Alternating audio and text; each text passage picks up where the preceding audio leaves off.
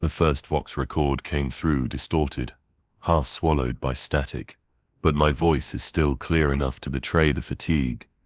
This is Lieutenant Malak Veer, 77th Cadian Regiment, attached as garrison commander to Vigilance Oblique, orbital station designated watchtower over failed field. I am recording under mandatory inquisitorial protocol, timestamp 6 days since our last successful sleep cycle. None of us have slept. Not truly, not since the artifact was brought aboard. The men try, Throne knows they try, but the moment their eyes close, something seizes them, their bodies go rigid, every muscle locked as if they'd been turned to stone. Yet their eyes roll beneath their lids in a frenzy, like they're watching 1,000 different horrors all at once. At first we thought it was simple exhaustion, a side effect of low atmosphere conditions perhaps. But then came the screams. Silent screams, trapped behind frozen jaws. Those who entered this state have not woken since. We've begun calling them dreamers. It's easier than saying what they are becoming. My own head pounds with sleepless fire. The air aboard the station has grown heavy, cloying, as though the walls are exhaling on us. I can hear it now even as I speak. The faint, wet sound of breathing inside the bulkheads. Some of the men claim to hear whispers beneath it. Voices urging them to lie down, to close their eyes. I haven't the heart to tell them that I hear the same voices, louder, clearer. I have resisted thus far only by reciting the litany of wakefulness, though my throat bleeds from the repetition. 2 hours ago we sealed off the medical wing, the first of the dreamers. His skin cracked like old parchment, his fingernails blackened and curled into shapes like hooks. The Medicae reported water condensing on his bones beneath the skin, collecting in unnatural patterns as though drawn to some hidden geometry. When his heart finally stopped, the room's lights went out for a full minute. When they returned, the body was gone, no breach, no trace, only the impression of where he had lain, burned into the steel slab like ash. Station logs confirmed this anomaly began exactly 6 standard days ago, the day the retrieval team returned from failed Firth's surface, bearing what they called the Emperor's Lament. The artifact now rests in a sealed reliquary chamber under Mechanicus oversight. They claimed it was a relic of pre-heresy design, recovered from the ruins below. I am no Magos, but its shape unsettles me. Even through a containment field it feels aware. I have only glimpsed it briefly. A golden mask, cracked through the left eye, etched with numbers that never seem to remain the same when you look away. The tech priests insisted is inert, but I've caught them whispering Binharic prayers in tones of fear, not reverence. I requested immediate evacuation to prevent further spread of whatever plague this may be, but that request was denied without explanation. Instead, a priority signal arrived moments ago from the Inquisition. The message was brief and final. Hold position. Contain the artifact. Do not allow it to leave the station. Reinforcements en route. Failure to comply will result in exterminatus. So we remain here, sleepless sentinels, circling a thing we do not understand. My men are at their breaking point. They stare at the void beyond the viewports, and speak of seeing shapes in the darkness. Vast, coiling things that move in patterns like the dreamer's eyes. I can no longer tell if these are hallucinations or truth. I can no longer tell if I am awake. As I record this, a new sound joins the endless whispering hum, a low vibration, almost like chanting deep within the station's core. The air feels charged as if before a storm. My Vox unit flickers with unreadable signal. The lights above me stutter and dim, returning in slow pulses, each beat like the rhythm of a colossal heart. I feel it through the deck plating beneath my boots. So do the men. Some have begun to weep without knowing why. The Emperor's Lament hums louder now, matching the station's pulse. It is no longer just an artifact. It is singing to us.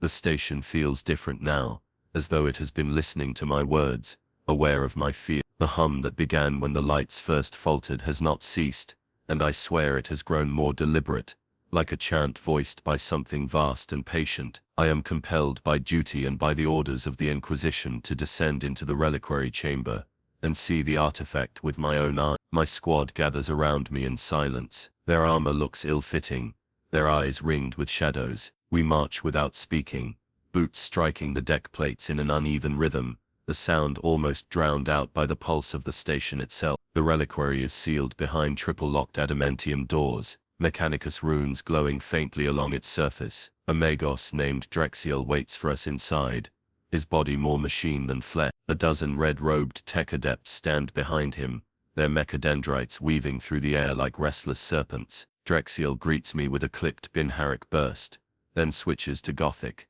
his voice metallic and flat. He says the artifact is stable, that no breach of containment has occurred. His tone suggests fear beneath his precision, though he would rather self-immolate than admit it. The chamber reeks of oil and incense. In its center rests the Emperor's Lament. Even from across the room, I feel its presence like a weight pressing on my skull. It is smaller than I imagined, no larger than a man's face.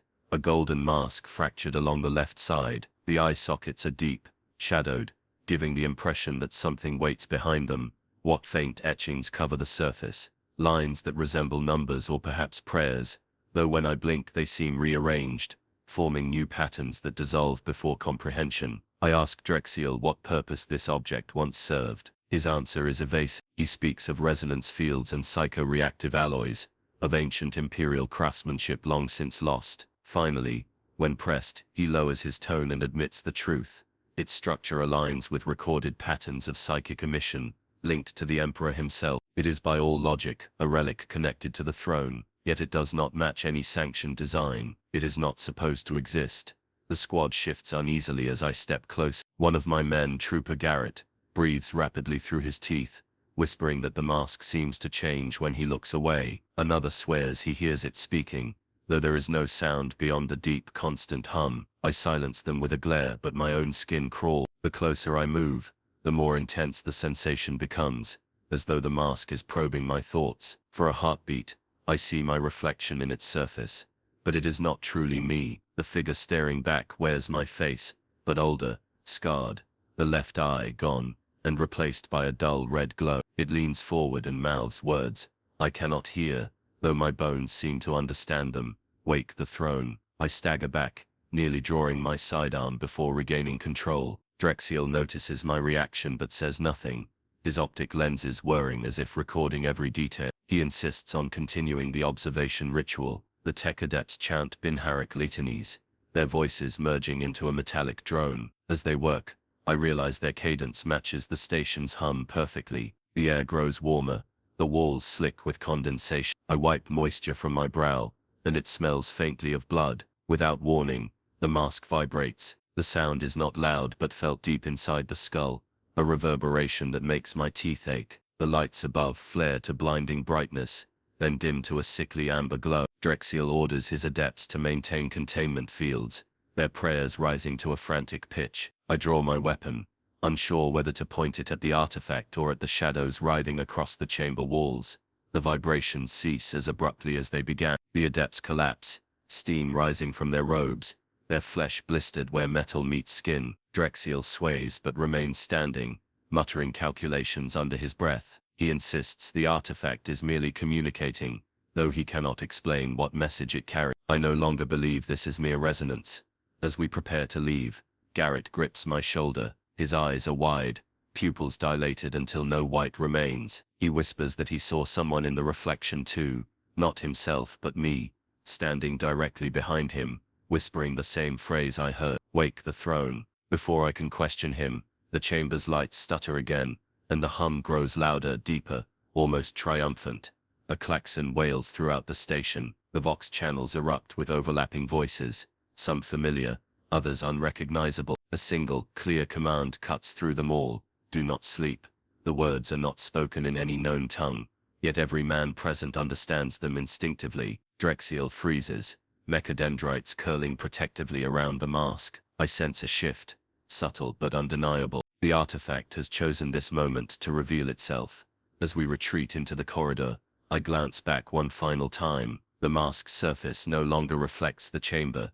Instead, I see an endless expanse of black water rippling in silence, and something beneath that surface stirs. Its shape is vast and indistinct, yet I know without reason that it has noticed me. The hum follows us down the corridor, echoing in our skulls long after the doors seal shut. Somewhere deep within the station, metal groans like a ship's hull straining under pressure. My men exchange fearful looks but say nothing. There is no need. We all feel it now. The station itself is breathing, and each breath is heavier than the last.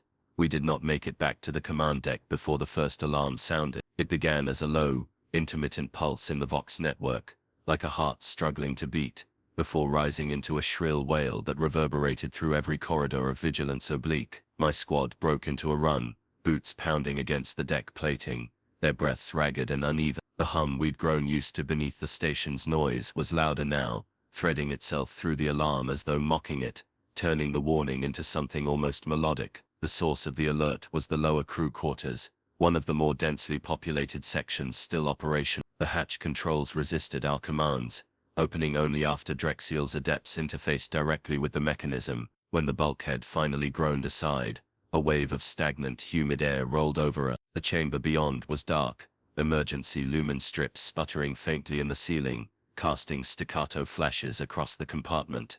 In those flashes, we saw what had become of Guardsman Luther. His body lay on a bunk as if discarded, limbs twisted at unnatural angles, yet his expression was peaceful. At first glance he looked like a man who had finally succumbed to sleep after a long watch, but then we saw the truth. His skin had collapsed against his bones like wet parchment. His cheeks were hollow, lips drawn back, revealing teeth blackened and brittle. What struck me most were his eyes. They moved rapidly beneath his closed lids, darting back and forth with impossible speed, as though watching scenes no living mind should endure. The Medicae officer stepped forward, hands trembling as he examined the body. His voice was a rasp as he reported there was no blood left within Luther, no moisture either. It was as though every drop of liquid had been drawn out of him, leaving only a desiccated heart. Yet the heart cavity twitched faintly as if some echo of life remained. The officer recoiled, stammering prayers to the Emperor, but even as he did, a thin film of condensation began to form on the steel around the bunk. I stared as droplets slid together into precise geometric shapes,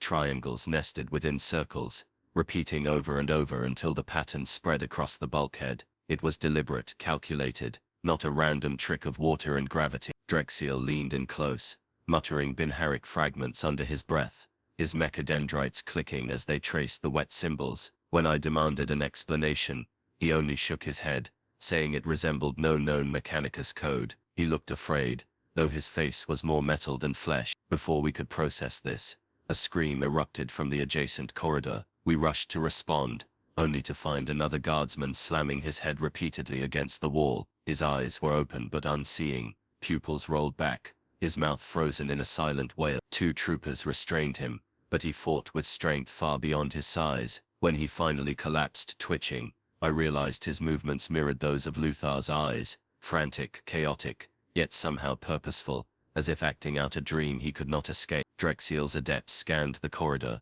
and their readings came back wrong. The air temperature fluctuated wildly with each breath we took. Frost formed along one wall, while steam hissed from vents only meters away. The adepts exchanged binharic warnings I could not fully translate, but their body language made it clear. Something fundamental was breaking down within the station. Reports began streaming in over the Vox from other sections. Malfunctions everywhere, lighting failure, gravity surges that pinned crew to the floor or sent them floating helplessly into the air, and most disturbing of all, whispers heard through Vox units even when channels were closed. A pattern was emerging, though I could not yet see it clearly. Each incident traced back to the moment the Emperor's Lament had begun to hum. We regrouped in the command nexus, a chamber dominated by a massive tactical hololith. There we received a fragment of translation from Drexiel's data stream. The constant hum, resonating through the station, wasn't random noise, it was structured, a litany, and not just any litany, a fragment of a hymn, known only from ancient forbidden texts dating back to the Horus Heresy. Drexiel's voice trembled as he identified it, the funeral canticle of the throne, a hymn, meant to guide a soul from life to death, and beyond. Even as he spoke, Vox chatter spiked across every channel. Guardsmen screamed, their words dissolving into static, then silent. We traced the signal to an entire lower deck. When we dispatched a patrol, only garbled audio returned, heavy breathing, boots moving in unison, a distorted chant repeating endlessly. Then abruptly, nothing at all. I ordered a second squad to investigate. When they reached the deck, they reported no resistance, no sign of combat, no blood, just silence. The squad advanced cautiously, describing their surroundings in hushed tones until their words became stammered fragments. Then one of them screamed. We arrived minutes later, weapons drawn, Drexiel at my side. The entire deck was empty. Hundreds of crewmen, Mechanicus adepts,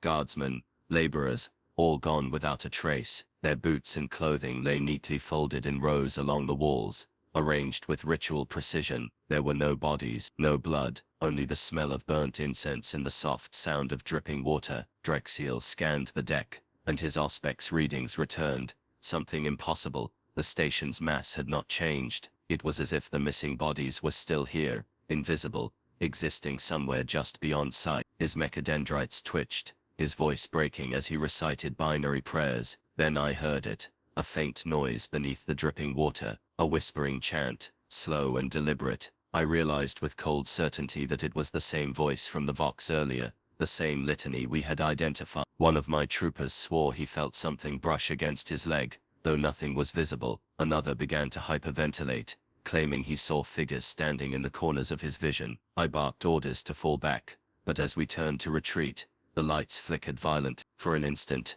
the entire deck was bathed in crimson light. In that moment, I saw them, hundreds of figures standing in perfect silence, surrounding us, and then they were gone, leaving only folded clothes and the echo of the chant that now seemed to come from inside my own skull. The crimson afterimage still burned in my vision long after the lights stabilized. My men stood frozen, weapons raised toward nothing. The folded uniforms remained, precise and undisturbed, like offerings arranged before some unseen altar. I gave the order to withdraw, but no one moved at first. Their breaths came in ragged gasps, each one too loud in the suffocating silence. Finally, Garrett broke the spell, stumbling backward, muttering fragments of prayer. That was enough to spur the others into motion. We left the empty deck in retreat, though none of us dared to speak aloud what we had seen in the red flash. Back in the command nexus, I reviewed Auspex data while Drexiel's remaining adepts worked feverishly, their mechadendrites twitching like frightened animals. The readings were contradictory.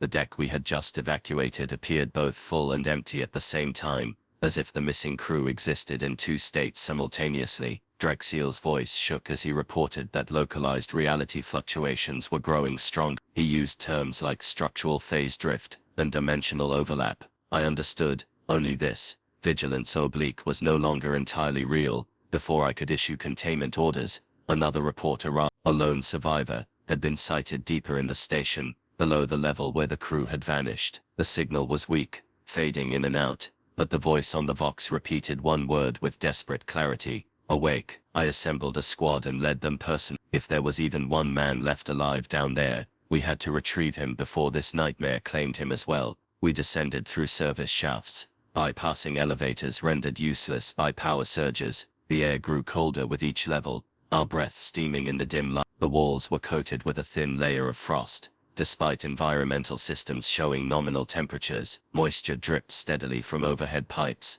though the sound of the droplets seemed strangely muffled, as if the very air were holding its breath. The deeper we went, the less familiar the station became. At first, I assumed we had taken a wrong turn, but Drexiel's mapping cogitators confirmed our route. These corridors should not exist. Their architecture was subtly wrong, angles just slightly askew, doorways too tall, as though built for something other than humans. Faded symbols adorned the bulkheads, patterns reminiscent of the Imperial Aquila, but altered in ways that made my eyes ache to look at them. Garrett muttered that the markings looked like they were watching us. Another trooper hissed at him to be silent. Their voices sounded hollow, swallowed by the oppressive stillness pressing in from every side. I felt it too, that sense of being observed. My every step seemed weighed and measured by something vast and unseen. We encountered no bodies, no signs of combat, only the frost and the growing wrongness. Then, at last, we found him, a lone tech adept slumped against a bulkhead, his robes soaked with condensation. His mechadendrites twitched spasmodically,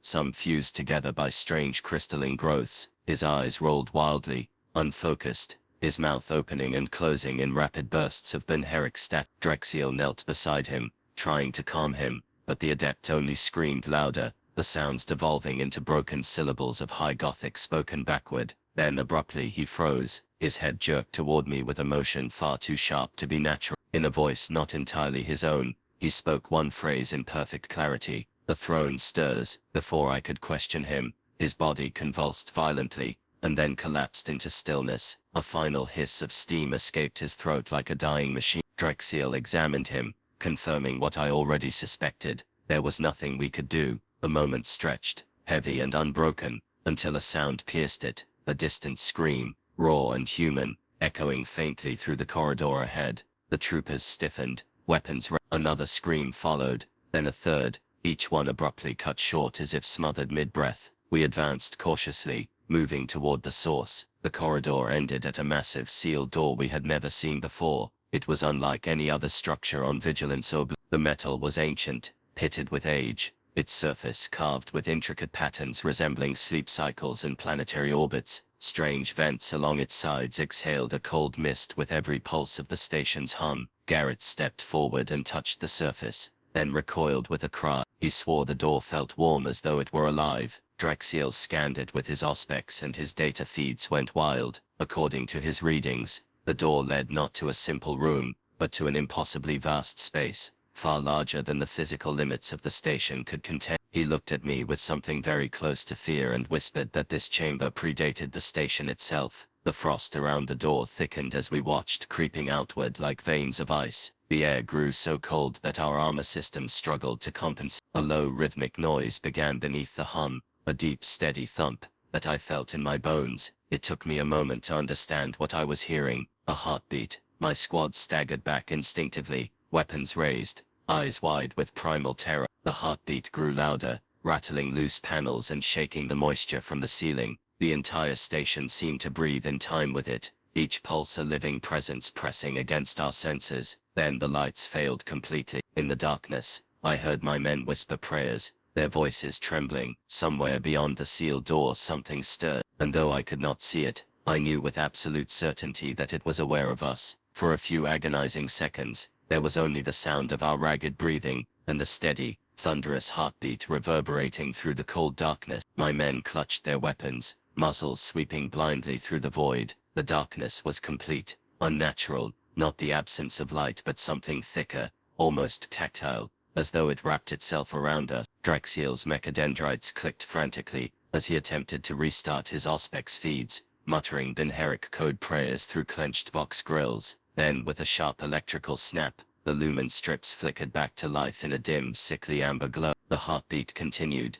slower now, almost taunting in its rhythm. The massive door loomed before us, mist curling around its edges like the breath of some buried leviathan. I ordered the squad to maintain formation, while Drexiel examined the strange structure. His servitors scanned the carvings with delicate sensors, and even through his mechanical composure, I sensed his unease. He whispered the results to me, his voice lower than I had ever heard it. The door's material did not match any known Imperial alloy. It was older, immeasurably so. The patterns etched into it were not random decoration, but a precise sequence resembling a sleep cycle graph, repeated endlessly, growing more complex toward the center. When I asked what that meant, Drexiel hesitated before replying. It is a language, Lieutenant, a kind of schedule. This thing does not bar entry, it measures time. My men shifted nervously. Garrett swore under his breath that he felt as though someone was standing directly behind him, breathing against his neck. When he spun around, there was nothing there but the frost creeping steadily along the wall. The others began to argue in whispers. Some insisted we should seal this entire level and retreat, while others,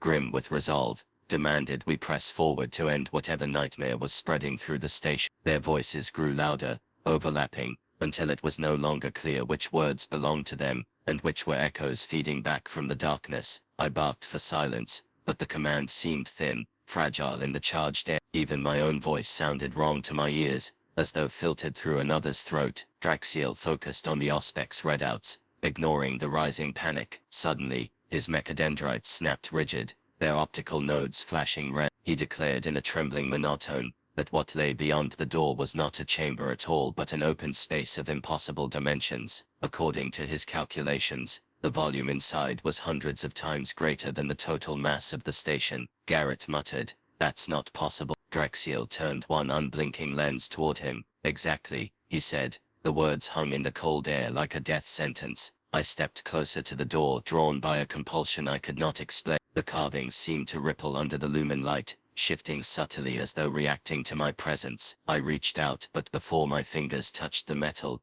the heartbeat surged, a violent thump that rattled the deck plates and made the air vibrate in my lungs. The mist burst outward in a sudden exhalation, and the lumen strips above us shattered, plunging us back into darkness. Chaos erupted. My squad shouted, their voices clashing in the void. Someone fired a shot, the last bolt cutting a brief scarlet line through the blackness before vanishing. I heard something move, a scraping, sliding sound from somewhere beyond the sealed door.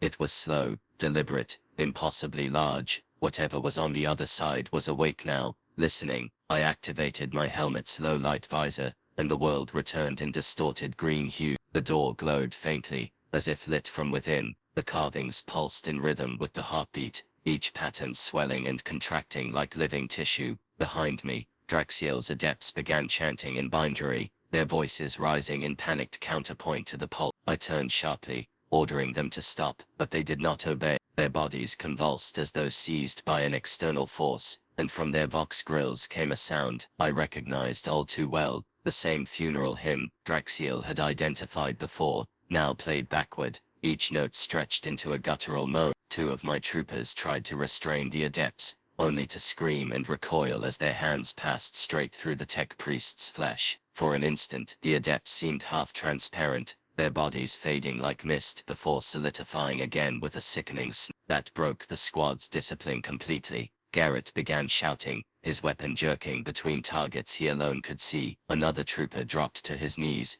clawing at his own helmet, insisting there were insects crawling beneath his skin. I moved to steady him, but a sudden surge of cold swept through the corridor, so intense it stole the breath from my lungs. The heartbeat became deafening, each thump now accompanied by a deep groan from the metal around us. The entire corridor shifted, bulkheads stretching and twisting as if alive. The door itself bulged outward slightly, then contracted with a wet, sucking noise. It was breathing. Draxiel screamed a string of Ben Herrick commands, and slammed a diagnostic spike into the deck. His auspex flashed with streams of incomprehensible data. The threshold is thinning, he shouted. It is not a door, it is a membrane. Something on the other side is pushing through. Before I could respond, Garrett froze, his eyes wide and unblinking. In a voice that was not his own, he recited a phrase with eerie calm. The dreamer turns, the cycle begins anew. He raised his weapon toward me. I reacted on instinct, firing a shot that burned a hole clean through his chest. Garrett staggered backward,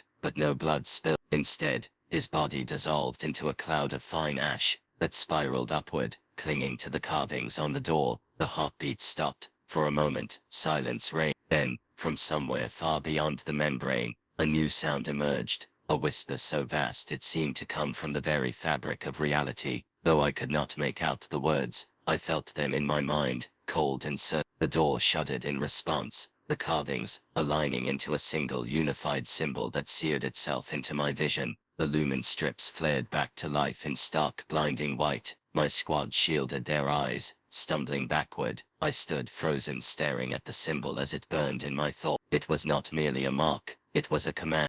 Then the heartbeat returned, louder than ever before, and the station's Vox network erupted with a single, unified message broadcast on every channel. Open. The single word, open, did not merely echo through the Vox network. It lodged itself inside my skull, vibrating through my teeth and bone as if spoken directly into my marrow. My men clutched their helmets, some dropping their weapons entirely as they screamed and cursed in fractured prayers. Draxiel staggered, his mechanical limbs jerking wildly as streams of data flooded his internal systems. Ben Herrick's screeches pouring from his Vox grill. I tried to issue orders, to call for calm, but the word drowned everything, repeating again and again, louder each time, until it wasn't a sound at all but a physical force pressing inward. Then, just as suddenly, it stopped.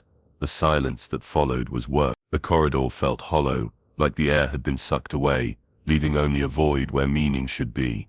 My own voice startled me when I barked the order to fall back. This time, the men obeyed, moving in a ragged formation toward the upper levels. As we ascended, the station shifted beneath us. Corridors warped subtly. Doors opened into rooms that didn't belong there, and familiar routes led to unfamiliar places. More than once, we doubled back without realizing it, passing the same junction twice even though our mapping displays insisted it was impossible. By the time we reached the command nexus, my squad's cohesion was fraying. One trooper began muttering to himself in perfect cadence with the station's hum, while another walked as though half asleep, his head lolling forward, eyes half closed. Drexiel ignored them, his mechadendrites flailing as he interfaced with the command cogitators. The hololith table sputtered to life, displaying a distorted, static-filled map of vigilance oblique. Whole sections of the station flickered in and out of existence, appearing one moment, vanishing the next. Before Drexiel could analyze the data, a burst of Vox traffic cut across all channels. The voice was faint, distorted by static, yet unmistakable. It was my own. Hold position. Contain the artifact. Do not allow it to leave the station. The same command we'd received earlier from the Inquisition, only now I heard it with a sickening clarity. It wasn't coming from outside. It was coming from inside the station, broadcasting from somewhere deep below us. My men stared at me wide-eyed. Some began whispering that I was compromised, that perhaps I had been issuing these orders all along without realizing it. I denied it, though even as I spoke, doubt gnawed at me. The cadence of the recorded voice matched my own exactly, not just the tone but the rhythm of my breath, the way my throat clicked between syllables. Before we could debate further, the deck beneath us trembled violently, knocking several troopers to the floor. Warning runes flared across the hololith, indicating structural breaches across multiple sectors. Vox reports flooded in from the surviving crew scattered throughout the station, but their words made no sense. One man screamed about corridors folding like paper. Another begged for help, claiming his own shadow was strangling him. A third described seeing his entire squad walking past him, mouths sewn shut, their feet never touching the ground. I cut the Vox feed before the madness could spread further. My men were already close to break. Drexiel turned to me, his mechanical voice rising in pitch. He explained that the artifact was no mere relic. It was a key designed to interface with reality itself. Its activation had begun to collapse the boundaries between waking and dreaming, between the material and the immaterial. The strange fluctuations in space and time were not random. They were deliberate, part of a pattern he had been trying to decipher since we first brought the artifact aboard. He showed me fragments of data extracted from the hum permeating the station. At first glance, it looked like meaningless static, but when he overlaid it with Imperial timekeeping records, the pattern became clear. A countdown. The artifact wasn't just humming, it was marking time, moving toward a singular event. As his explanation sank in, a new sound joined the hum, a low, droning chant that seemed to come from everywhere at once. My blood ran cold as I realized what it was. Voices, hundreds of voices, all perfectly synchronized, speaking in a language I didn't know but somehow understood. The words clawed at the edges of my mind, urging surrender, urging stillness. Several of my men dropped to their knees, slack-jawed, eyes rolling back as they joined the chant. I ordered them to stand, but my voice barely reached them. The chant grew louder, filling the command nexus, until it drowned out every other sound. Drexiel shouted that the dreamers, the comatose crew we had left under guard, were moving. They were walking while still unconscious, their bodies puppeted by something unseen. The hololith confirmed it. Scores of red markers were converging on a single point, the sealed door deep below decks. I rallied my remaining men, and dispatched squads to intercept, but their comms went silent almost immediately. The hololith showed their signals moving erratically, splitting and merging as if the men themselves were fragmenting. One squad's feed displayed a corridor twisting into impossible geometry, the walls bending inward like the throat of some vast creature. Then the signal cut out entirely. The lights dimmed, plunging the nexus into half-darkness. In the flickering shadows, I saw movement, familiar shapes, at the edge of my vision. For an instant I thought my lost men had returned, but when I turned, there was nothing there but the hum, steady and cold, vibrating through the deck beneath my boots. Then the Vox crackled to life again. My mother's voice filled the room, clear and unmistakable. She had been dead for decades, buried on Cadia before I ever took command. Yet there she was, whispering softly, urging me to wake the Emperor, to free him from his endless dream. I clutched my helmet, shouting that it was a trick, but the whispering grew louder, more insistent. My vision swam. For a moment I saw terror itself, not as it is, but as it should not be. The golden throne stood empty, the Astronomicon dark. Legions of faceless figures bowed in silence before a shadow wearing my face. I ripped the helmet free, and hurled it to the floor. The vision vanished, but the whisper remained, coiled deep inside my thought. Drexiel's remaining adepts froze suddenly, their limbs jerking in perfect unison. Their voices joined the chant, rising through the station, speaking as one. The dreamer turns, they intoned, the cycle begins anew. The hololith flared one final time, displaying the entire station as a single beating heart. At its core, the sealed door pulsed like a living organ, and then, in a voice that was both mine and not mine, the vox spoke again. The word reverberated through every system of vigilance oblique, rattling cogitators and scraping along the inside of my skull until I thought my mind would split open. Wake. It was no longer a command, it was a presence. The lights flickered violently, then steadied, but nothing felt stable anymore. The air seemed to hum, heavy and electric, as though the entire station were drawing breath before some final exhalation. My men stared at one another in silence, their faces pale, their eyes unfocused. No one dared speak. Even Drexiel was still, his mechadendrites hanging limp at his sides, like the tendrils of a drowned thing. The silence broke when a proximity alarm howled through the command next. At first I assumed it was another system failure, but then the hololith flared to life, displaying dozens of red blips converging from multiple decks. The Dreamers, every comatose crew member we had sealed in isolation, was now on the move, walking in perfect formation toward the lower level. I dispatched squads to intercept, though I already knew in my gut what they would face.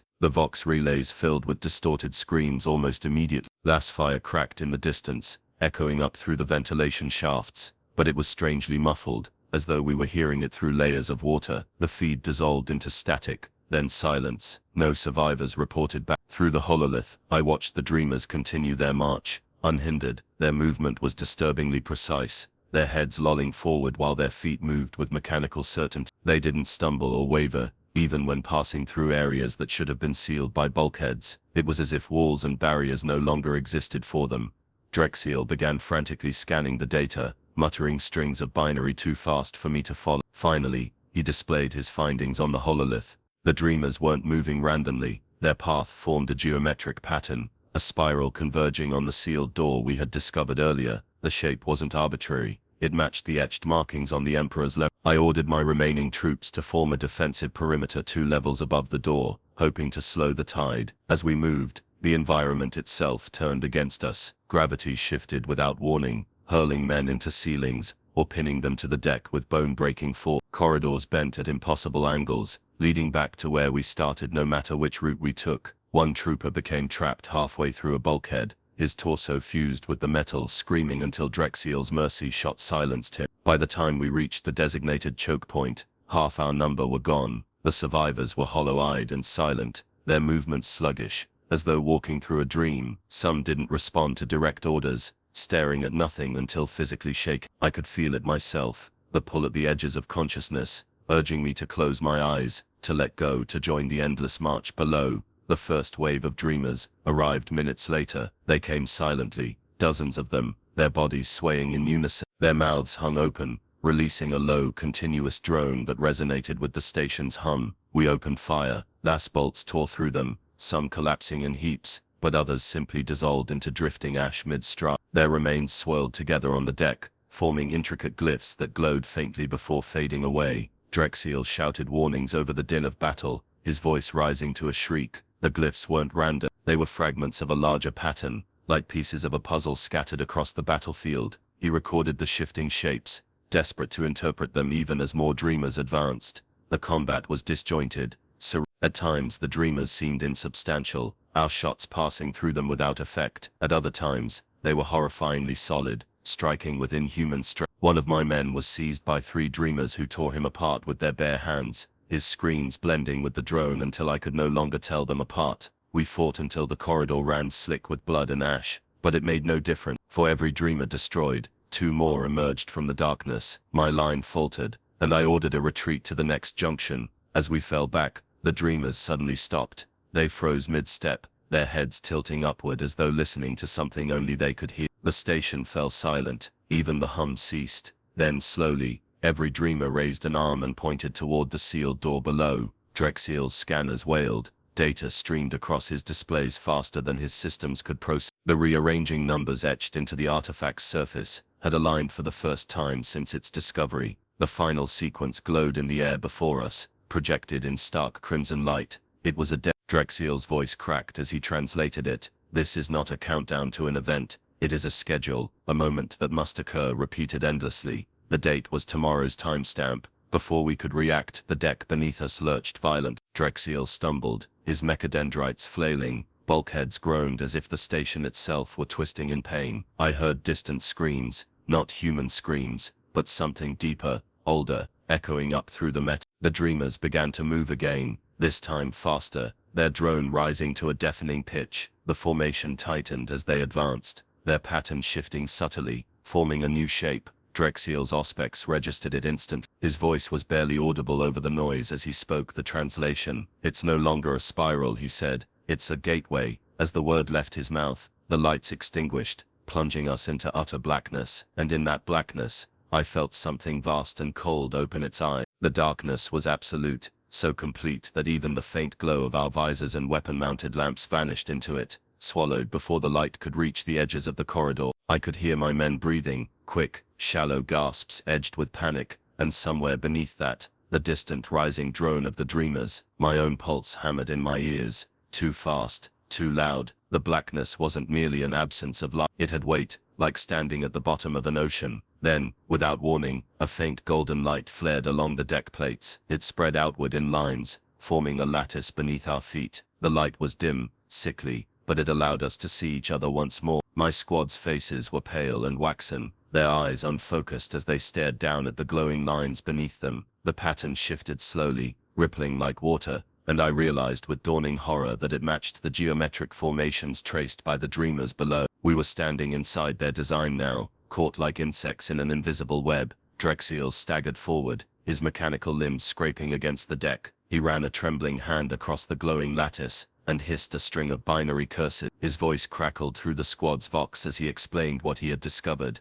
The station itself was no longer obeying the laws of matter and energy. It was aligning with the warp, folding itself into a shape meant not to contain us, but to channel us. He spoke of convergence points, of ritual architecture buried within the very frame of vigilance oblique. I could barely process his words. All I understood was that we were no longer on a station in the void. We were inside something alive, something dream. The drone of the dreamers surged louder, so loud that the deck vibrated beneath us. It rose into a wailing crescendo and then abruptly cut off. In the terrible silence that followed, a new sound emerged, a deep resonant tone like the tolling of a colossal bell. The sound rippled through the air and into my bones. As it faded, gravity shifted. My stomach lurched as my body lifted weightlessly, then slammed back down as the force reversed. Several men screamed as they were hurled against walls or ceiling. Drexiel clamped himself to the deck with magnetic locks, chanting Ben-Harik prayers to maintain his systems. The environment twisted around us, corridors stretched and contracted, like the walls of a living throat. Bulkheads curved inward, bending at impossible angles. I watched in stunned disbelief as a door stretched into a circular arch, then split into two parallel hallways, each leading into darkness. Behind us, the way we had come was gone, replaced by a seamless wall of pulsing metal. Through the shifting chaos, a faint glow appeared on the horizon, or what passed for a horizon within this warped nightmare. It was golden, flickering like dawn through a thick mist. My men saw it too, and began to murmur prayer. One dropped to his knees, whispering that it was the Emperor's light that he was guiding us out of the darkness. For a moment, I almost believed him. The glow had a warmth to it that reminded me of sunrise on Cadia, the kind I hadn't seen since boyhood. But as we moved closer, the warmth soured into unease. The light flickered irregularly, revealing shapes within it, towering silhouettes that shifted and swayed like figures moving just beyond the veil. The golden mist thickened, wrapping around us, until visibility dropped to a few meters. The air grew humid and oppressive, clinging to my skin like a fever. I heard whispers in the mist, soft and coaxing, promising rest, safety, release. One by one, my men slowed, their heads drooping as if sleepwalking. I shouted at them to keep moving, but my voice seemed thin, swallowed by the mist.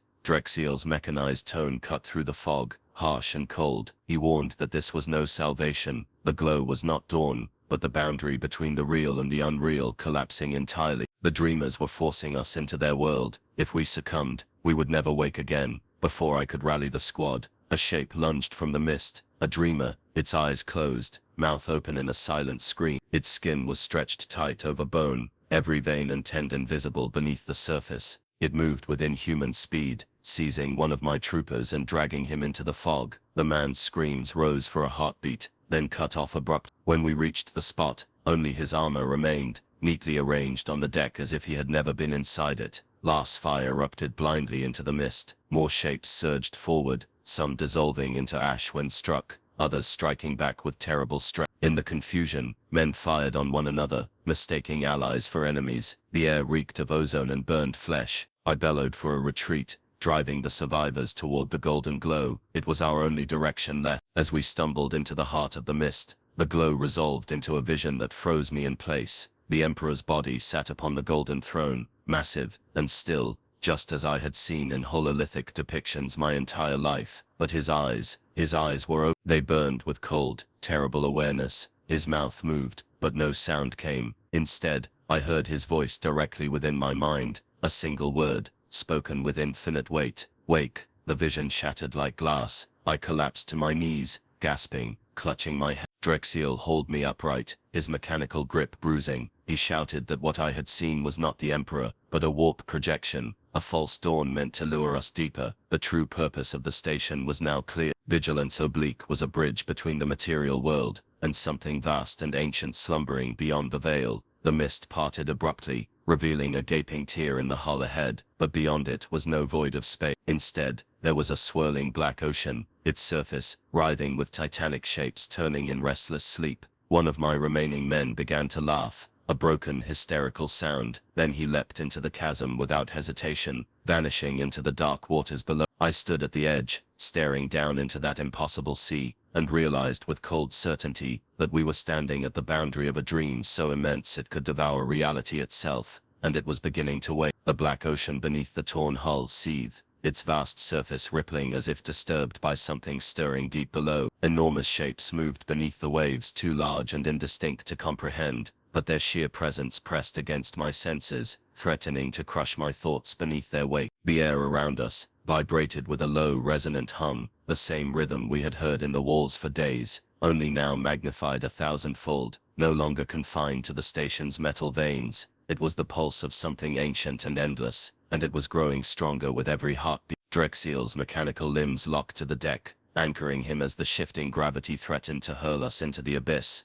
His voice cut through the rising drone, harsh and urgent. He shouted that the Emperor's Lament had reached full activation. The relic was no longer simply resonating, it was broadcasting, projecting its signal across the veil into whatever lay beyond. The dreamers were not merely walking toward the sealed door, they were as if on cue. The deck trembled beneath us, followed by the sound of countless feet striking in perfect unison. From the mist behind, the dreamers emerged in their thousands. They advanced silently, their closed eyes twitching beneath their lids, mouths open in that dreadful continuous drone. Their formation was unnaturally precise, a living spiral that wrapped around us, funneling downward toward the abyss. At their center, they carried something aloft, a glowing object that burned like molten gold. My heart froze when I saw it. The Emperor's Lament was no longer inert metal. It pulsed like a living organ, golden light spilling from its cracked eye sockets. The numbers etched across its surface shifted so rapidly they became unreadable, flowing like liquid script. The dreamers lifted it higher,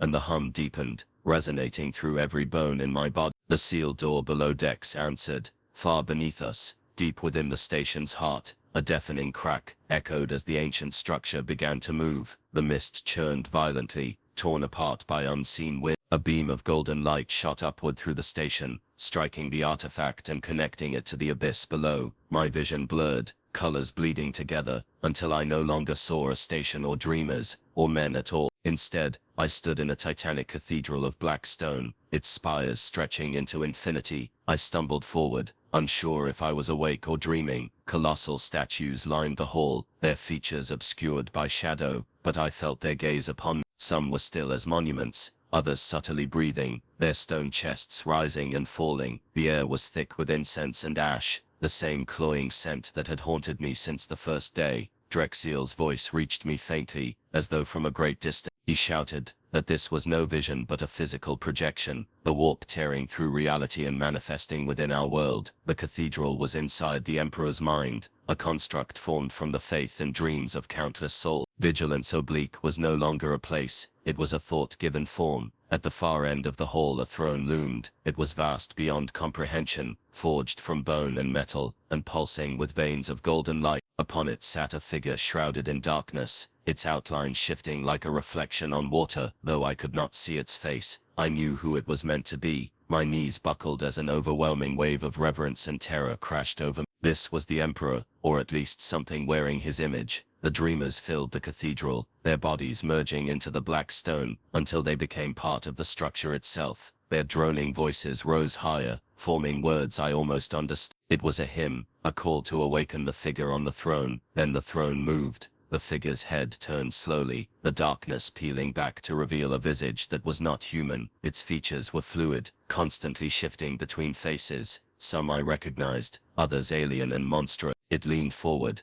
and I felt its gaze pierce me, not with eyes but with raw intent. My breath caught, its mouth opened, and though no sound escaped, its words erupted directly inside my mind. "You brought me the key." The artifact glowed brighter in response. The golden light seared my vision, burning through the mist and revealing horrors hidden within. The titanic statues that lined the hall were not statues at all. They were sleeping giants, their bodies coiled and still, waiting to rise. Their eyelids twitched like those of the dreamers, their slumber disturbed by the signal the artifact now broadcast. Drexiel fell to his knees, his mechanical limbs splaying outward. He screamed in binary, a stream of desperate denial. The figure on the throne extended one hand toward him, and Drexiel's voice cut off abruptly. His body froze, then dissolved into a cloud of fine ash that drifted upward, merging with the cathedral's vaulted ceiling. My men broke. Some screamed and fired wildly, last bolts vanishing into the golden light. Others dropped their weapons and began walking toward the throne in silent obedience. I bellowed for them to fall back, but even my own voice sounded distant, drowned beneath the relentless hum. The figure rose from the throne. It towered above us, its form shifting between human and inhuman, holy and profane. It took a single step forward,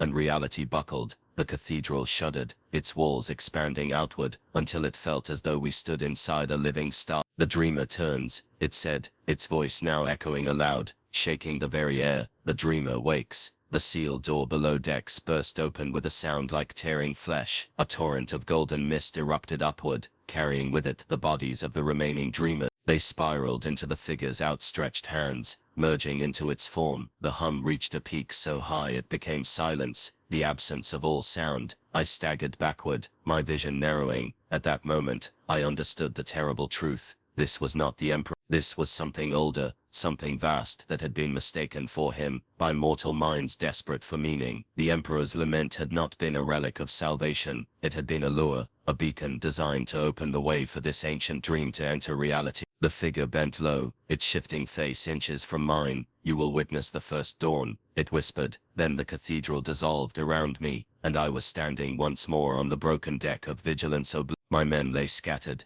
either dead or mad, and above us, the black ocean churned as something beneath its surface began to rise. The black ocean beneath Vigilance Oblique boiled as if alive, waves rising higher than the station's towers, crashing silently against the edges of reality itself. Shapes writhed within those depths, immense, shifting silhouettes that seemed half-seen, like figures glimpsed through the haze of a fever dream. The station groaned under the strain, bulkheads warping, metal weeping rivulets of molten gold that hissed and evaporated before reaching the deck. My surviving men clung to whatever they could grasp, their eyes wide with mindless terror, their lips moving soundlessly as they recited fragments of the Imperial Creed. The glow of the Emperor's lament seared through the mist suspended above the abyss by no visible force. It pulsed in perfect rhythm with the ocean's swell, each beat sending a ripple through the air that distorted the world around it. The relic was no longer just a key, it was a beacon, calling out across realities, summoning something vast and terrible to this place. Then the mist parted, and the throne appeared once more, no longer a vision, but solid, immense, its black stone base fused with the very structure of the station. The figure seated upon it was clearer now, its form more defined, though still shifting subtly, like a reflection on a disturbed pond. It radiated power and majesty so overwhelming that my knees buckled and my breath caught in my throat. It looked like the Emperor, more perfectly than any statue or image I had ever seen. The features were divine and terrible, etched in gold and shadow. My men fell prostrate, weeping openly. One cried out in joy, screaming that salvation had come, that the Emperor himself had risen to deliver us. Even Drexiel's surviving adepts collapsed in mechanical bows, their mechadendrites splaying outward like supplicant limbs. But I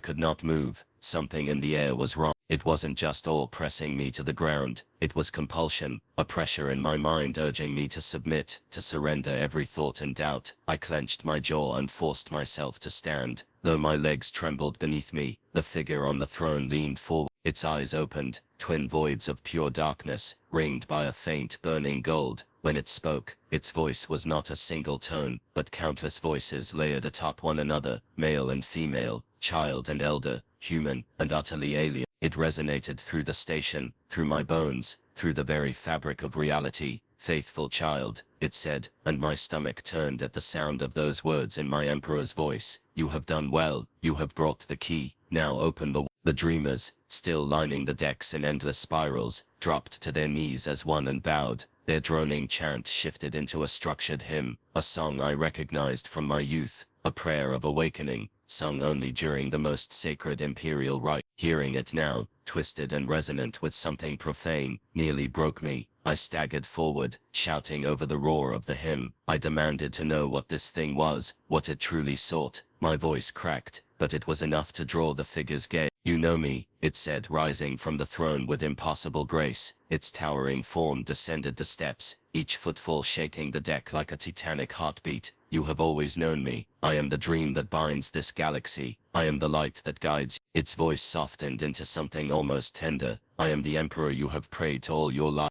The words were honeyed lies, and yet part of me wanted to believe them. My memories of the true emperor were distant, filtered through doctrine and half-truths. None of us had ever seen him with our own eyes. What proof did I have that this was not him? My men certainly believed. They rose to their feet shouting praise and devotion, their weapons falling forgotten to the deck. Drexiel stumbled forward, his mechanical limbs twitching erratically. His voice was a ragged screech as he denied the figure's claim, spitting out strings of binary litanies. He proclaimed that this being was not divine but parasitic, a warp echo formed from the collective faith of trillions. It was a reflection of our belief, shaped by endless prayer and sacrifice, a false emperor feeding on humanity's devotion. The figure turned its gaze upon him, and Drexiel's words faltered. His body convulsed violently, mechadendrites writhing like severed serpents. Then, with a sickening crack, he was lifted into the air and torn apart, his components scattering like broken offerings across the deck. The false emperor did not even pause. Doubt is the enemy of unity. It intoned, its many voices overlapping into a single crushing command. You, Malak Ver, are chosen. You will open the way. I shook my head, retreating a step. I don't understand, I whispered, though part of me feared I already did. The figure extended its hand toward me. Within its palm images swirled, visions of terror itself, burning and broken, the golden throne shattered, the Astronomicon extinguished. Above it all I saw myself, seated upon a throne of ash and bone, commanding legions of dreamers who moved like perfect machines. My chest tightened as I realized what I was seeing. This wasn't merely a threat, it was a promise. The false emperor's voice filled my mind, drowning out my thoughts. You have carried the key across the void. You have gathered the faithful. Now claim your destiny.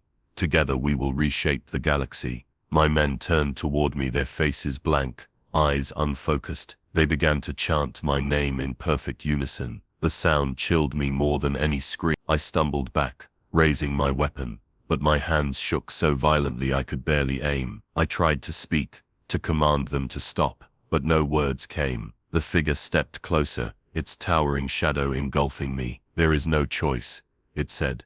There is only awakening. Behind it, the black ocean surged upward, a tidal wave of darkness and gold. The shapes beneath its surface stirred fully now, vast forms rising like mountains from a sea of nightmares. The hymn of the dreamers reached a fever pitch, echoing across realities, and in that moment, I understood the final terrible truth. This was not the Emperor's resurrection, it was his replacement.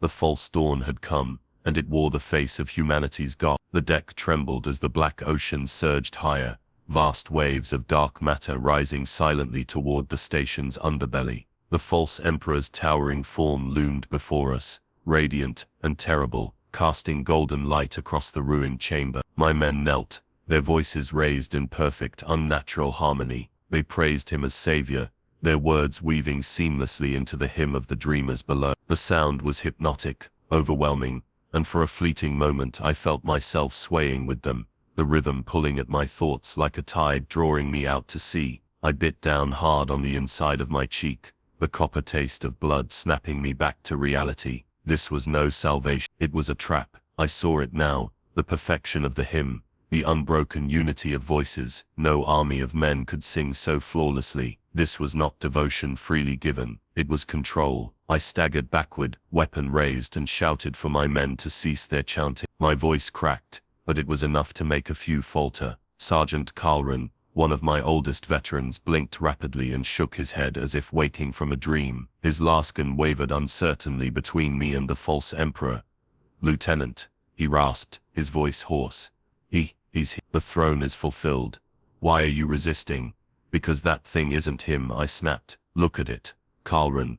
Look properly." The sergeant hesitated, his breathing ragged, but before I could reach him, another soldier, Trooper Solvane, stepped forward, eyes glassy and cold. He raised his rifle and aimed it directly at me. "Blasphemy," he intoned, his voice utterly flat. "You will not speak against the Emperor."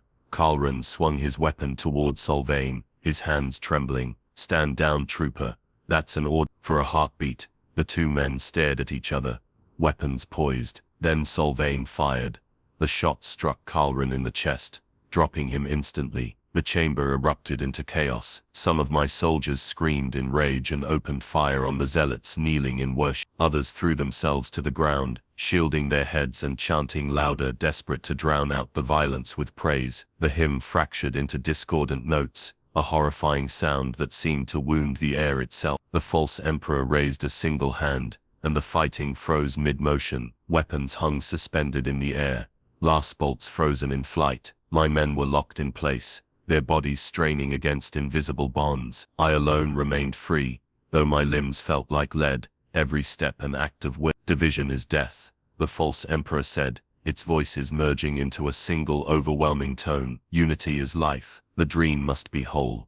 As it spoke, I felt its will pressing against mine, a tidal force trying to crush every independent thought. Images flooded my mind, a galaxy united beneath a single perfect vision, free of war, free of chaos, free of doubt. For a moment I was tempted. There was beauty in it, a seductive promise of peace bought through total surrender. But then I remembered Carlren's face, the confusion and pain as his own brother-in-arms struck him down. I remembered the folded uniforms left behind by the vanished crew, the silent plea etched in their absence. Peace built on annihilation was no peace at all. With a roar, I broke free of the vision and fired at the false emperor. The last bolt struck its chest, but instead of piercing flesh, the light bent and dispersed, dissolving into a spray of golden mist. The figure laughed, a sound that was not mirth, but inevitability. "You cannot kill what is not yet real," it said.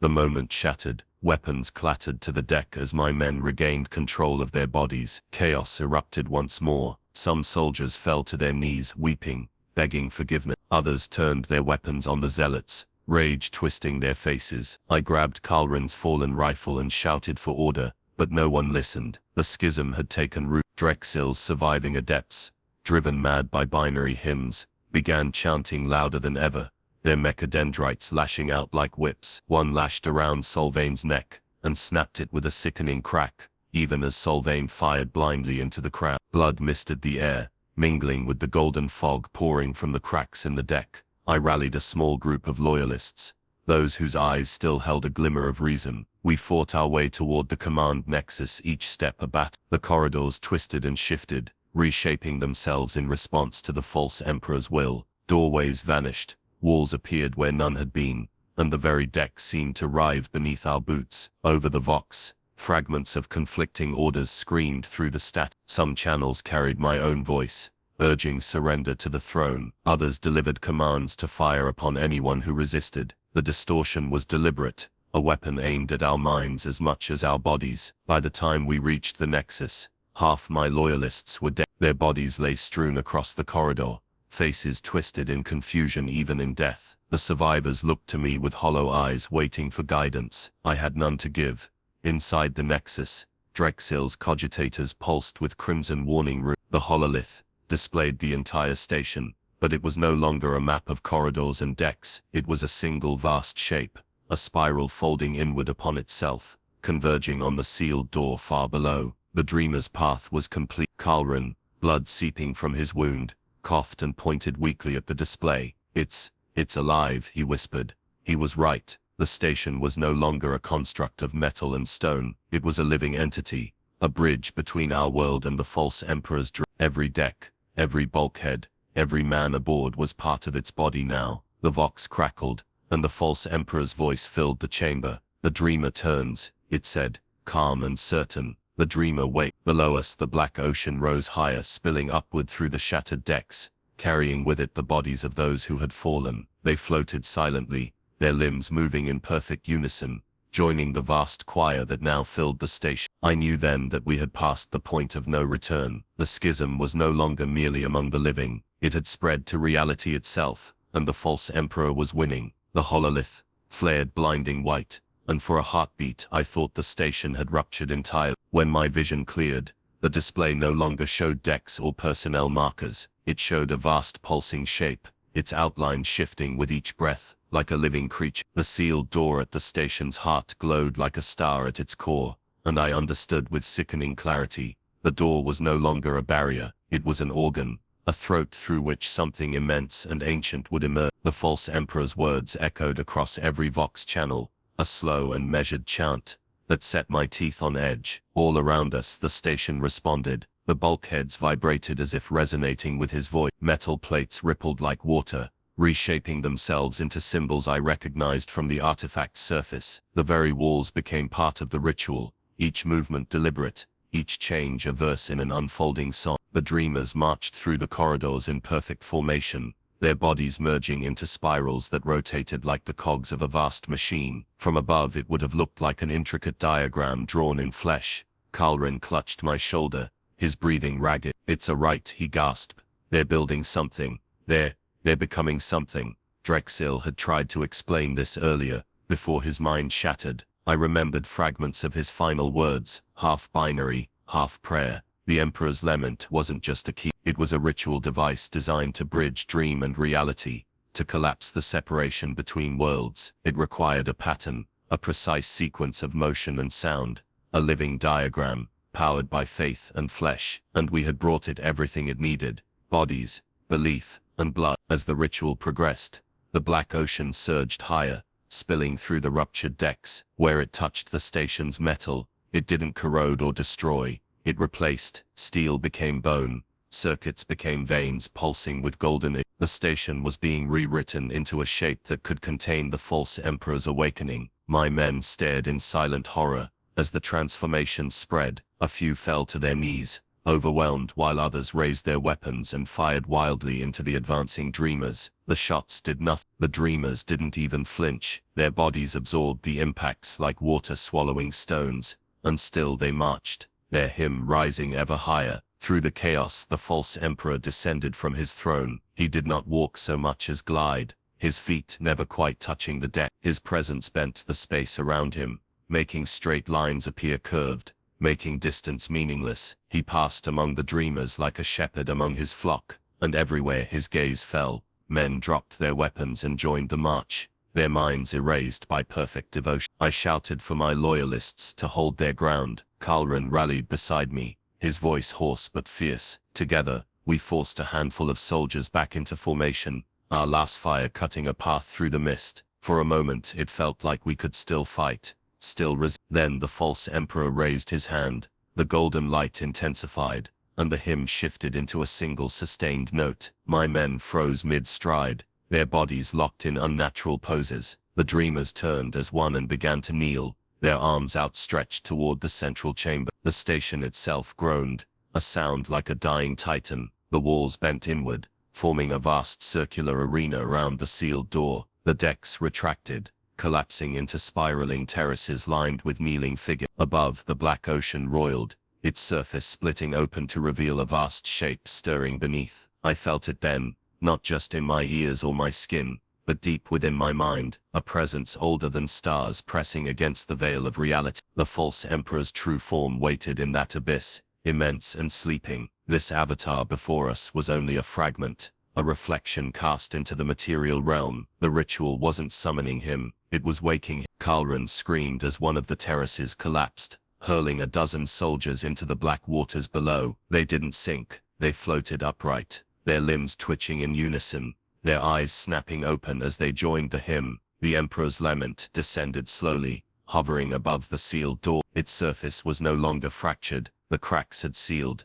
and the shifting numbers had stabilized into a single perfect sigil. Drexel had called it a schedule, a map of cycles, but now I saw its true meaning. It was a name, a true name, written in a language older than the Imperium itself. The false Emperor extended both hands, and the dreamers answered. Their voices merged into a final chorus so perfect it was unbearable. My vision blurred, my thoughts unraveling beneath the weight of that sound. I understood then why Drexel had screamed as he died. It wasn't pain that killed him, it was comprehension. The sigil on the artifact flared white-hot. The sealed door trembled, its surface bulging outward like a membrane under pressure. Golden mist poured from the cracks, filling the arena. Shapes moved within the mist, limbs too long, faces without eyes, forms that shifted between beauty and monstrosity. Each glimpse was worse than the last, a reminder that the warp held no stable truth. I tried to rally my men one last time. My voice was a whisper drowned by the hymn, but Kalran heard me. Together, we raised our weapons and fired into the artifact. The last bolts vanished before they struck, absorbed by the mist. The false Emperor turned his gaze upon us. His expression was neither anger nor pity, it was inevitability. You fight because you dream of freedom, he said, his voice layering into infinity. But freedom is the nightmare. Only in unity is there peace. Only in waking is there truth. The sealed door split open with a wet, tearing sound. From beyond it came a roar so vast it wasn't heard, but felt, a vibration that shook the marrow of my bones. The hymn reached its final note, and then cut off abruptly, leaving a silence more terrible than any scream. The ritual was complete. The dreamer was awake. The silence, after the roar, was worse than the roar itself. It pressed against my ears like a physical weight, a suffocating absence that made my breath rasp loud and ragged inside my helmet. The golden mist that filled the arena trembled, as though caught in a vast unseen wind. Then it began to sink, flowing downward into the yawning tier where the sealed door had been. Shapes moved within the mist as it receded, faces, hands, entire bodies twisting and unraveling like strands of thread before vanishing into the abyss. Kalran clutched my arm, his voice barely a whisper. Lieutenant, what have we done? I couldn't answer. There was no language for what I saw. The abyss was no longer a void. It was a sky turned inside out, a horizon folding inward, until it met itself. Stars burned there, but they were wrong, angled, sharp geometries that hurt to look at. Something vast moved between them, too large for my mind to contain. Every instinct screamed at me to look away, but I couldn't. It wasn't just emerging into our reality, it was replacing it. The false Emperor raised his hands and the station obeyed. The decks groaned and shifted, tearing free from their moorings. Corridors twisted into spirals, chambers folding like paper, until the entire structure resembled a vast blooming flower. Blood and metal fused seamlessly, dreamers' bodies woven into the walls like threads in a tapestry. Screams echoed from within the bulkheads, some human, others too alien to name. Reality itself began to thin. My vision doubled, then tripled, as if overlapping worlds were struggling to occupy the same space. The station flickered between what it was and what it was becoming. A cathedral one moment, a battlefield the next, then something entirely unrecognizable. My men staggered, clutching their heads as their own bodies shimmered in and out of. For a heartbeat, I saw Kalran split into three versions of himself, one kneeling in prayer, one screaming in battle, and one lying dead at my feet. Then they merged again with a sickening lurch. The false Emperor's voice rolled over us, calm and absolute. The dream is no longer bound by sleepers. The veil is gone. There is no waking, no sleeping. There is only me. All across the station, the hymn resumed, but it no longer came from the dreamers alone. It came from the walls, the decks,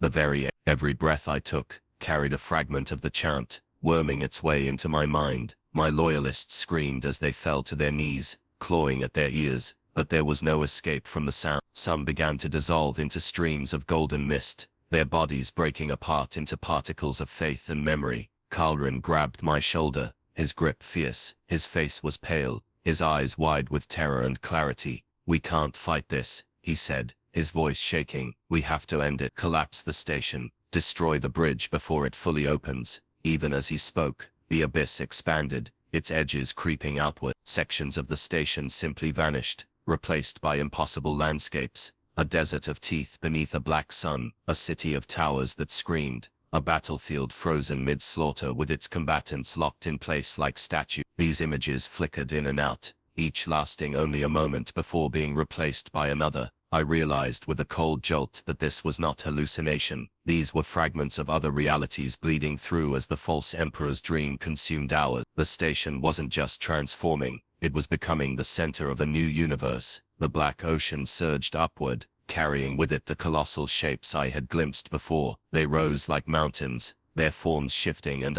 some had limbs, others wings, others shapes that defied all understanding. Each movement they made rippled through space like a storm through water. When they roared, the sound bent the world around us, warping metal and flesh alike. Kalrin fired wildly into the nearest shape, his last bolts vanishing before they reached it. "We're ants to them," he shouted, his voice breaking. "Ants fighting gods." "No," I said, though my own voice trembled. "Not gods, just dreams. And dreams can be ended." I ordered my surviving loyalists to fall back toward the command nexus, but only a handful responded. The rest were either chanting in devotion to the false emperor, or writhing on the ground as their bodies merged with the deck. Every step toward the nexus was a night. Corridors bent away from us, then snapped back like whips. Doors opened onto voids where stars burned too close. Gravity fluctuated wildly, hurling men into ceilings or slamming them flat against the floor until their bones shattered. We reached the nexus to find it transformed beyond recognition. The hololith no longer displayed data. Instead, it showed a vast unblinking eye that filled the entire surface. It turned slowly, following our every movement. The cogitators surrounding it pulsed like beating hearts, dripping golden fluid onto the deck. Kalrin gagged. "How do we destroy this?" I didn't know. Drexiel would have, but he was ash now scattered across the false emperor's cathedral. My gaze fell on the central control spike, a towering column of black metal connecting the nexus to the station's core. If we overloaded it, we might cause a catastrophic collapse. It wouldn't just destroy Vigilance Oblique, it would sever the bridge between realities. As we approached the spike, the false emperor appeared behind us, his form towering, his face shifting between beauty and horror. "You would unmake perfection?" he asked, his voice filling the chamber like the breath of a god. "This is not destruction, this is harmony. The galaxy will no longer bleed, no more war, no more chaos, only unity." I raised my weapon, though I knew it would do nothing. "Unity at the cost of choice is not salvation," I said, "it's oblivion." The false emperor smiled. It was a gentle, loving smile that chilled me more than any roar. "Oblivion is peace." He moved to strike, but Kalrin hurled himself at the spike, slamming a demolition charge into its base. The false emperor roared, a sound that made the station itself convulse. I grabbed Kalrin and dragged him back as the charge armed itself, its timer counting down in stark red numeral. The eye on the hololith widened. Across the station, the hymn faltered for the first time. Dreamers staggered, their perfect formation breaking. The colossal shapes in the ocean thrashed violently, their roars shaking the abyss. The false emperor's calm facade cracked. His many voices rose into a single furious scream. "You cannot end what was never born." The timer reached zero. The explosion tore through the nexus, a blast of white light that consumed everything. For a moment there was nothing. No station, no ocean, no hymn, just silence and void. Then the world came rushing back in pieces. I was on my back,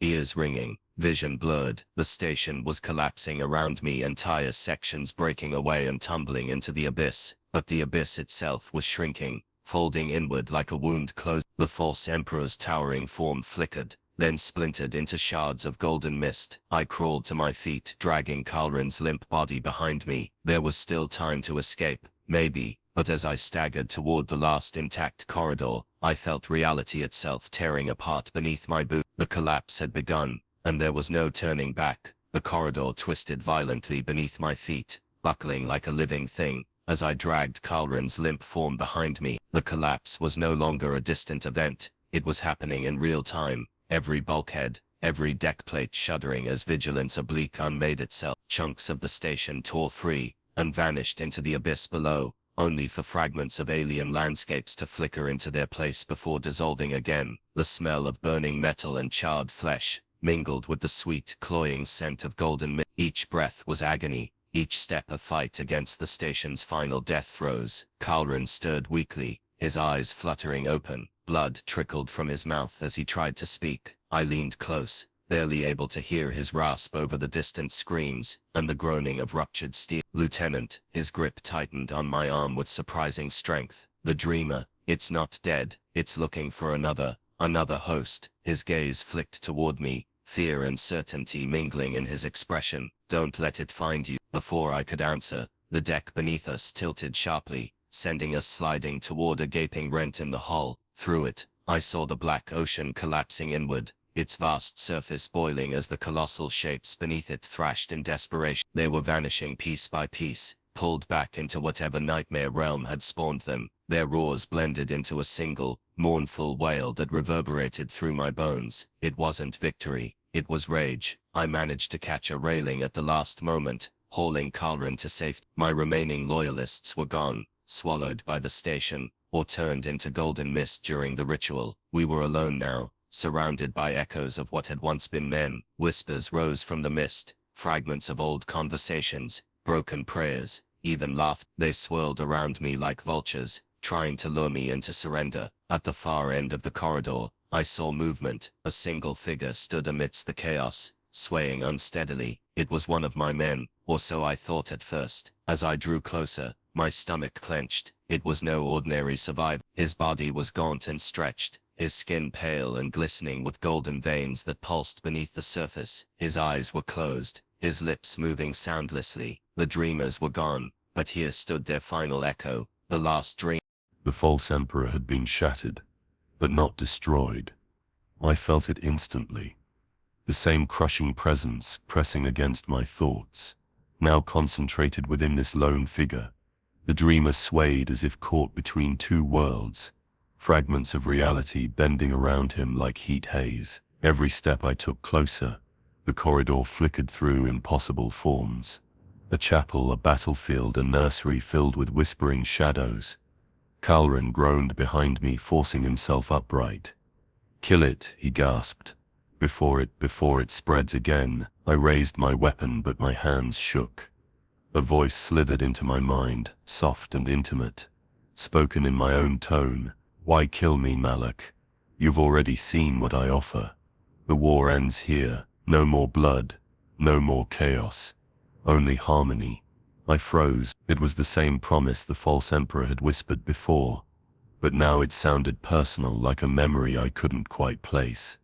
Around me visions bloomed, terror at peace, the Astronomicon blazing brighter than ever, imperial worlds united not by fear but by joy. My mother's face appeared, smiling, whole and alive again.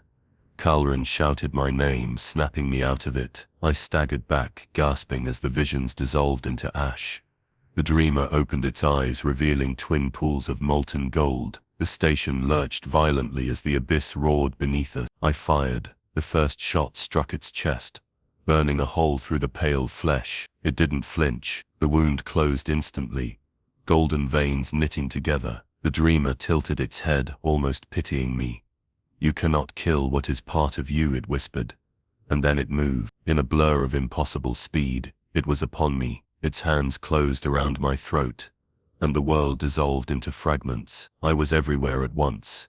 A boy training on Cadia, a soldier kneeling before a warlord, a corpse lying cold and still beneath alien stars. The dreamer was showing me every possible version of myself, every choice I had ever made and ever would make. In all of them there was one constant, a figure rising from the darkness wearing my face. I screamed and drove my combat knife into its chest. This time the dreamer staggered, its golden eyes flickered, the illusions faltering. I seized the moment, slamming it backward into a sparking conduit. Electricity arced through its body, filling the air with the stench of burning flesh and ozone. Kalran crawled forward, clutching a fallen rifle. "Malak, now," he shouted. I tore a demolition charge from my belt, activated it, and shoved it into the dreamer's chest. Its eyes widened, and for the first time I saw fear. The explosion ripped through the corridor, hurling me and Kalrin against the bulkhead. When the smoke cleared,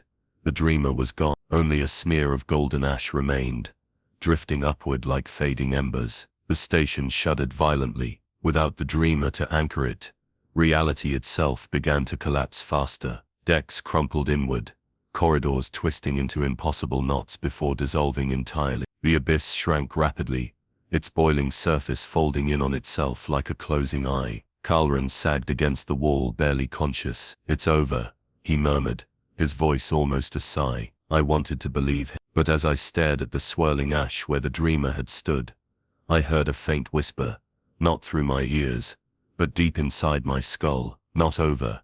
Never over.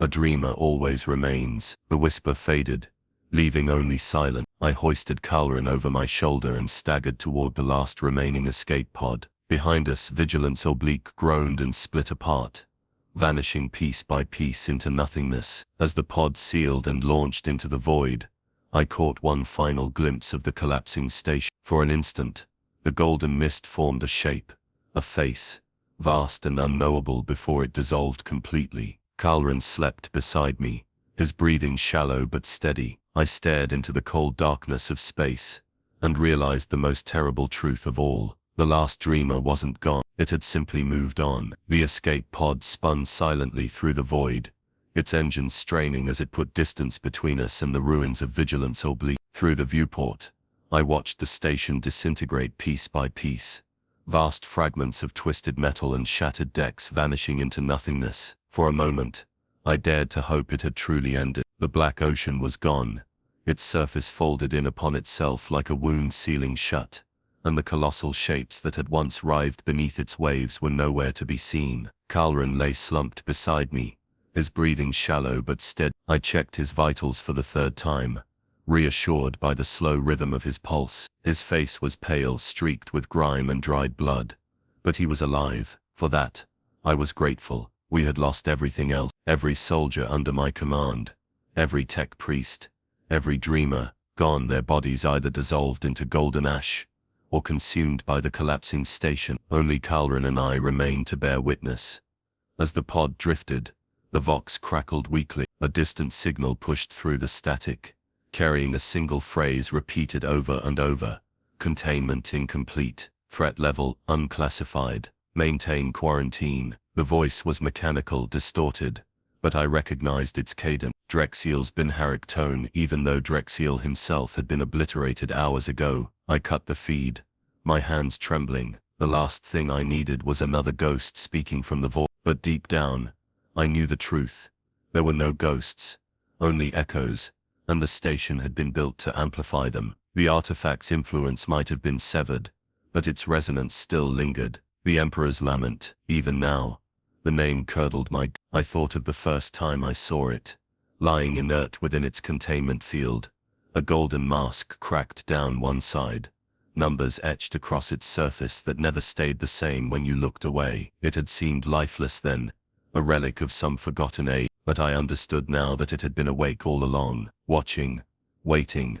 Kalrin stirred, his eyes fluttering open. "Where are we?" His voice was a rasp, barely audible. "Drifting," I said, "toward the edge of the system. With luck, someone will pick up the distress beacon." He swallowed hard, his gaze unfocused. "Did we stop it?" I hesitated. The honest answer caught in my throat like broken glass. "We delayed it," I said finally. "The bridge is gone. The dreamer is gone." Kalrin studied me for a moment, then nodded weakly, as though he didn't entirely believe me, but lacked the strength to argue. He closed his eyes, and within moments, his breathing evened out as exhaustion claimed him. Alone, I stared out into the void. The stars seemed wrong now, subtly misaligned, as though reality itself had shifted during the collapse. I couldn't be sure if it was a lingering effect of the ritual or if my own mind had been permanently scarred by what I'd seen. Either way, the galaxy no longer looked like the one I'd sworn to defend. My thoughts drifted back to the final moments on Vigilance Oblique, the last dreamer's golden eyes, the whisper that had slithered into my mind. "Not over, never over. A dreamer always remains." I wanted to believe that destroying the artifact had severed its influence completely, but the whisper refused to leave me. It was quiet now, almost gentle, like a lullaby hummed at the edge of hearing. I pressed my palms against my ears, but the sound came from within. Hours passed, or perhaps only minutes. Time had lost all meaning. Then the Vox lit up again, this time with a different signal, a coded Imperial transmission, strong and clear. I played it, and a cold, formal voice filled the pod. This is Inquisitor Veric Solon of the Ordo Mali. All surviving assets are to report immediately for debrief and containment. The relic known as the Emperor's Lament has been classified under Omega-7 protocol. No mention of this incident is to be made outside sanctioned channels. Reinforcements are en route to sterilize the system. End transmission. My mouth went dry. Omega-7 was reserved for threats deemed beyond even the Inquisition's capacity to fully comprehend. It meant complete erasure of evidence, of witnesses,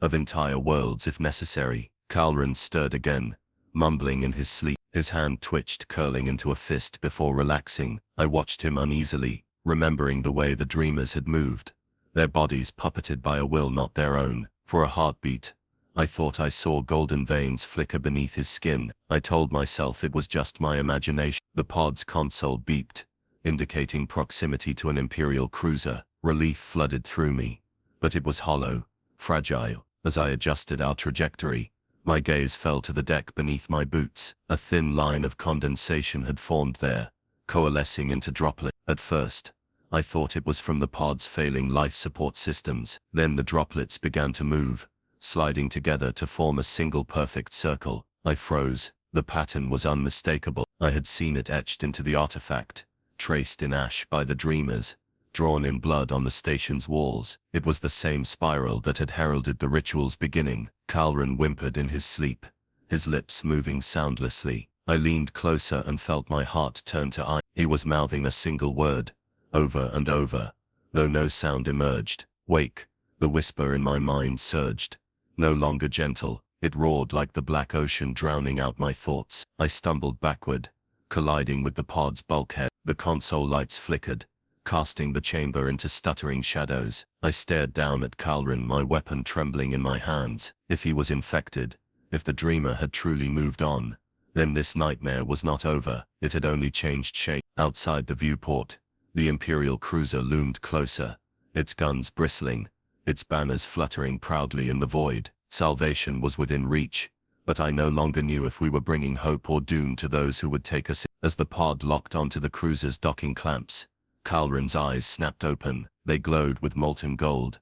He smiled, and in a voice that was both his and not his, he whispered, "The dreamer turns. The dreamer wakes." The console went dead, the lights extinguished, and in the perfect suffocating darkness, I finally understood the Emperor's Lament. The nightmare had only just begun.